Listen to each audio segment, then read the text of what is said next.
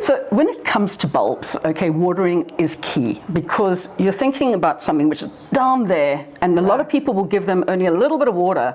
Right. They're thinking, well, my bulb is here, the soil is there, so I must just water so that the water gets to here. But of course, the growing zone is down here, the root zone. Right. So you need to water deeply about 3 to 4 times a week, and don't forget. Okay, until they start coming through, which is come spring. That's right. even though they're winter bulbs, we put them in the ground in winter for them to be spring flowering. Okay. But when it comes to watering your veggies, whether they are in trays or in the garden, how often should you be doing that, especially if we are in a kind of non-winter rain area?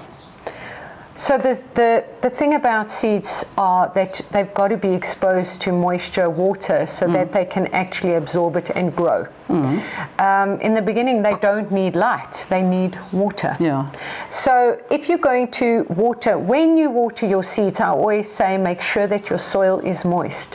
So how do you test if soil's moist? Dry finger, just on the tip of the soil. If it sticks to your finger, that's moist. Never let your seed trays dry out. Yeah. Not enough, there's not enough resource, shallow, too little soil, etc.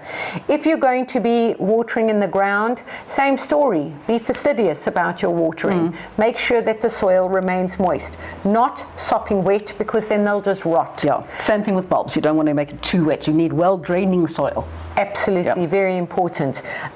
Your seeds are quite close to the surface, so I always say to test how far the watering has gone into the ground, move the top 2 centimeters of the soil. If it's dry, you haven't watered enough. Okay. Bottom line. Well, that's an easy rule of thumb, or rule of finger, anyway.